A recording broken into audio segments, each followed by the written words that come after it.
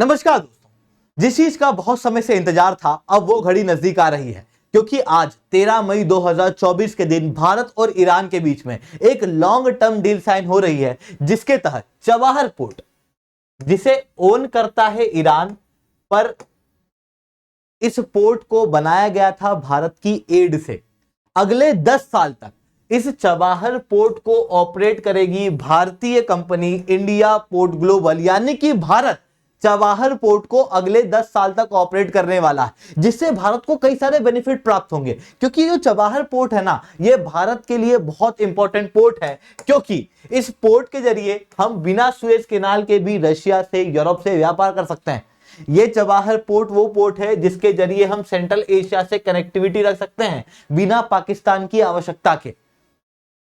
और ईरान और पाकिस्तान के बीच में जब कॉन्फ्लिक्ट चल रहा है, जब दोनों एक दूसरे के ऊपर एयर स्ट्राइक कर रहे हैं, ठीक उस समय पे भारत ने ईरान के साथ में ये डील जो है वो की है। वहीं दूसरी तरफ इंटरनेशनल नॉर्थ साउथ कॉरिडोर के अंदर भी चबाहर पोर्ट को आने वाले समय में जोड़ा जाएगा, जिसके जरिए 15 दिन तक व्यापार के अंदर कम समय लगेगा, यानी कि इफिशिएंसी भारत के व्यापार के अंदर बढ़ेगी। ओवरऑल कॉस्ट जो है वो भारत को कम लगेगी और भारत की कनेक्टिविटी और इंटरनेशनल लेवल पे बेहतर होते हुए दिखाई देगी, वो भी एक इंपॉर्टेंट समय पर, जब चाइना के इंफ्रास्ट्रक्चर प्रोजेक्ट को वेस्टर्न वर्ल्ड साइडलाइन करके दूसरी कंट्रियों के अंदर अल्टरनेटिव ढूंढ रहा है। भारत के साथ में भी इंफ्रास्ट्रक्चर प्रोजेक्ट को डेवलप करना चाह रहा है, भारत के साथ में कनेक्टिविटी डेवलप करना चाह रहा है। For example India middle east economic corridor. ठीक उसी तरीके से ये चबाहर पोर्ट भारत के लिए, यूरोप के लिए, रशिया के लिए एक बहुत बड़ा वरदान साबित होने वाला है। न केवल इन देशों के लिए बल्कि सेंट्रल एशिया के लिए भी।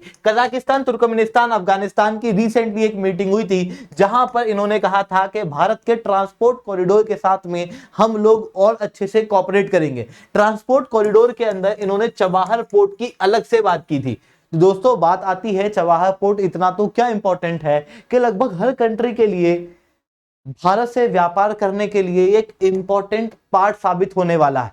और भारत को इस डील के होने के बाद में क्या क्या बेनिफिट प्राप्त होने वाले हैं, इन सारी चीजों को डिटेल में चर्चा करेंगे। बट उसके पहले आप लोग मेरे साथ में SRC10 टेलीग्राम ग्रुप के ऊपर जुड़ सकते हो। मेरे क्लास की अपडेट, PPT, PDF सब कुछ आपको मिल जाएगी। आगे बढ़ने से पहले एक सवाल पूछना चाहूंगा कि अभी ब्रू कम्युनिटी लोकसभा इलेक्शन के अंदर पार्टिसिपेट कर रही है पहली बार एज अ वोटर। तो बताओ, ये जो ब्रू कम्युनिटी है वो किस राज्य से बिलोंग करती है? Mizoram, Nagaland, Tripura, Assam.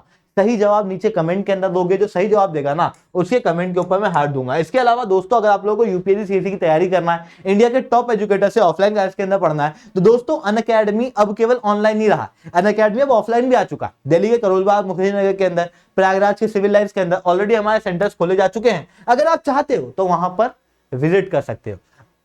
Even offline classes के अंदर आप जुड़ भी सकते हो, जहां पर इंडिया के ये टॉप एजुकेटर आप लोगों को पढ़ाएंगे सबसे कम रेट के अंदर ऑफलाइन के, और सबसे अच्छी क्वालिटी के कोर्स में। सबसे अच्छी क्वालिटी का कोर्स कैसे पता लगता है? ऑब्वियसली जहां से टॉपर्स निकले हैं। आप देख सकते हो ये प्लेटफॉर्म के बच्चे हैं जो UPSC के अंदर टॉप 10 के अंदर रैंक हासिल कर रहे हैं। अगर आप भी अपने आप को यहां देखना चाहते हो, टॉप रैंक के अंदर लाना चाहते हो, तो आप बिल्कुल से अनअकैडमी को सोच सकते हो और अनअकैडमी को ज्वाइन कर सकते हो। चलिए दोस्तों, समझने का प्रयास करते हैं यहाँ पर क्या हुआ है। सबसे पहले बात करते हैं चबाहर पोर्ट की इंपॉर्टेंस की। चबाहर पोर्ट ईरान के अंदर कहीं यहां देखने को मिलता है। अब देखो, भारत के साथ दिक्कत क्या है? भारत के साथ दिक्कत है कि ये जो सेंट्रल एशिया है, ये भारत के लिए बहुत इंपॉर्टेंट है। ये भारत जानता है, क्योंकि सेंट्रल एशिया के अंदर बहुत अच्छे रिसोर्सेज प्राप्त होते हैं।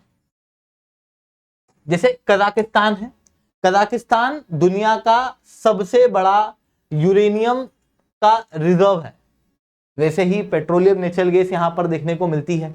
इवन ये जो सेंट्रल एशिया है, ये कनेक्टिविटी पॉइंट ऑफ व्यू से बहुत इंपॉर्टेंट है, क्योंकि सेंटर में है ना, ऐसी कंडीशन में ये वेस्ट को ईस्ट से, नॉर्थ को साउथ से जोड़ने की क्षमता रखता है।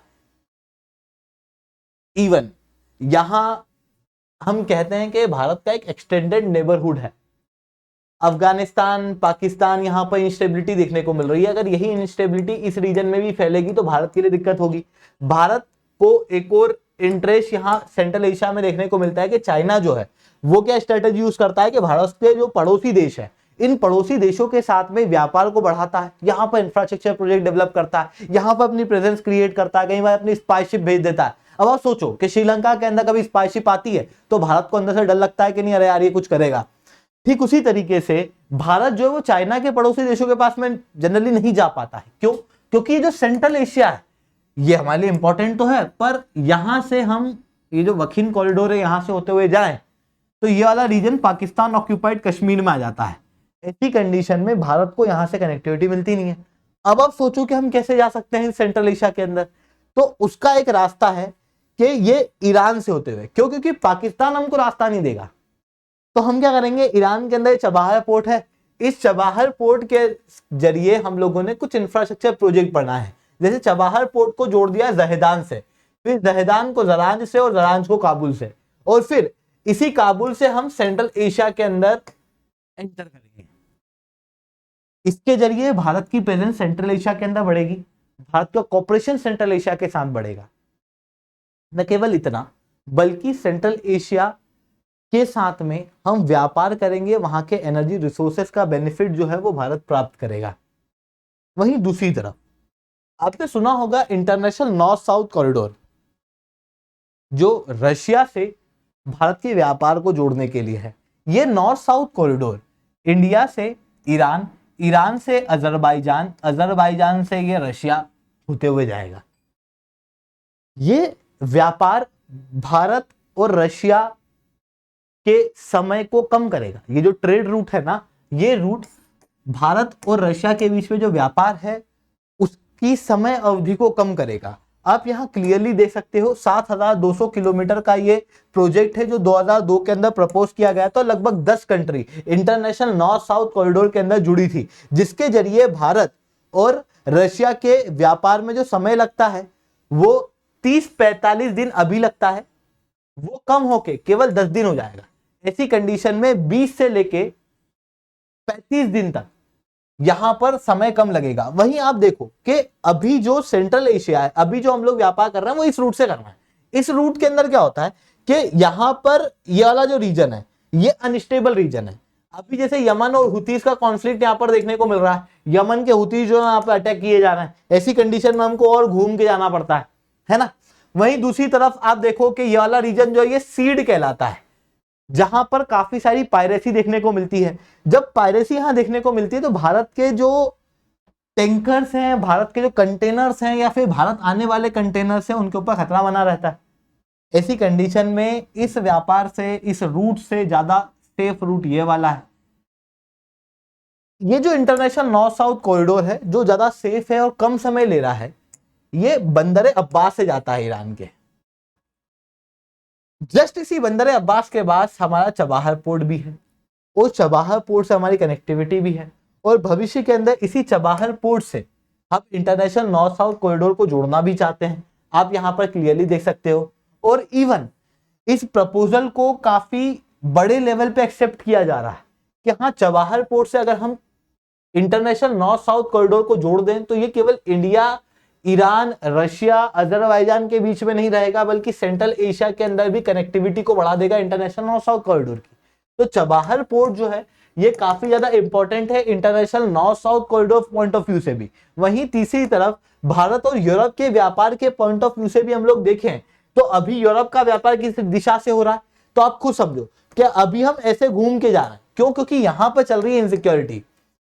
हम क्या कर सकते हैं, इस रीजन से व्यापार कर सकते हैं, हम इस रीजन से व्यापार कर सकते हैं, जिसके जरिए भारत और यूरोप का सुएज कैनाल वाले रूट से कम समय में व्यापार हो पाएगा, ज्यादा इफिशिएंट रूप से व्यापार हो पाएगा और कम इनसिक्योरिटी के साथ में व्यापार हो पाएगा। ये सब हो पाएगा किसकी वजह से? चबाहर पोर्ट की वजह से। इसी कारण से भारत ने एड दी थी चबाहर पोर्ट को डेवलप करने के लिए, और इस चबाहर पोर्ट को डेवलप किया गया था, ईरान के द्वारा अभी से ओन किया जाता है, पर अब इसे ऑपरेट कौन करेगा? तो इसे ऑपरेट करेगी भारत की कंपनी, जिसकी वजह से भारत को चबाहर पोर्ट का और बेहतर एक्सेस मिल पाएगा। और जब चबाहर पोर्ट का और बेहतर एक्सेस मिल पाएगा तो भारत को लंबे समय में काफी सारे बेनिफिट जो है प्राप्त होंगे। आई होप आप लोगों को ये सारी बातें समझ में आई होंगी। लेक्चर अच्छा लगा तो लाइक करना, लेक्चर बहुत अच्छा लगा तो नीचे साथ से 10 कमेंट करना। यूपीएससी सीएससी की तैयारी करना है इंडिया के टॉप एजुकेटर से। अगर आप लोगों को ऑफलाइन बैच के अंदर पढ़ना है दोस्तों, अनअकैडमी अब केवल ऑनलाइन ही रहा है, अनअकैडमी अब ऑफलाइन भी आ चुका है। दिल्ली के करोलबाग मुखर्जी के अंदर, प्रयागराज के सिविल लाइंस के अंदर ऑलरेडी हमारे सेंटर्स खोले जा चुके हैं। अगर आपको हमारा सेंटर देखना है तो आप इस वीडियो के अंदर एंड तक देख सकते हो, आपको पता लग जाएगा हमारे सेंटर्स में आपको क्या क्या बेनिफिट प्राप्त होंगे।